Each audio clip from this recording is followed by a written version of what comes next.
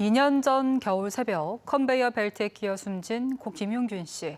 그의 안타까운 죽음으로 우리는 일터에서 목숨을 잃는 이들에게 비로소 눈길을 주기 시작했습니다. 하지만 여전히 최소한의 안전 보장을 위한 요구와 호소에는 비용 계산이 먼저 끼어듭니다. 특히 건설 현장에서는 매년 수백 명의 노동자들이 추락해 숨지고 있지만 단돈 몇 푼을 아낀다는 명목으로 안전 조치는 제대로 이루어지지 않고 있습니다. 윤웅선 기자가 보도합니다. 세종시의 한 경찰서 공사 현장. 추락재의 절대 예방이라며 안전을 강조하는 현수막이 곳곳에 걸려 있습니다. 그런데 지난 6일 하청업체 노동자 63살 김모 씨가 퇴근 시간이 다 됐는데도 보이지 않았습니다. 휴대전화 위치 추적을 통해 2시간 만에 공사장 지하 바닥에서 발견된 김 씨는 칠흑 같은 어둠 속 7m 깊이의 환풍구 아래로 떨어져 숨져 있었습니다. 추락했으니까 이게 뭐 조치가 없었다고 안전 조치나 이제 뭐 떨어지지 않게. 지난 5년간 건설 현장에서 숨진 사람은 모두 2,355명.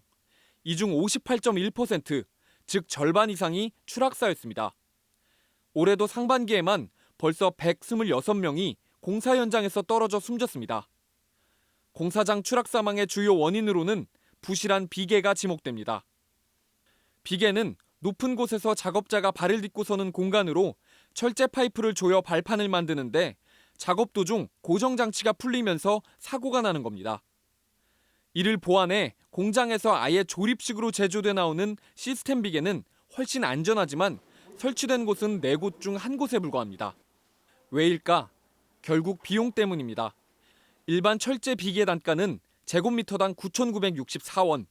하지만 시스템 비계는 1.5배인 15,392원입니다. 제곱미터당 5,000원의 비용과 노동자들의 안전을 맞바꾸고 있는 셈입니다. 비용 절감 때문에 발생하는 굉장히 비극적인 사망재의 대표적인 사례라고 할 수 있습니다. 공사 비용을 줄이기 위해 빨리빨리를 주문하는 현실도 추락 사고의 중요한 원인으로 지적됩니다.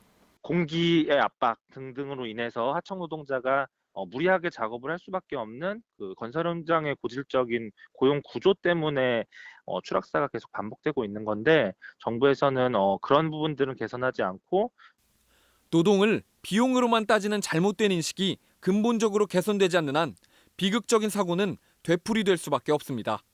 MBC 뉴스 윤웅성입니다.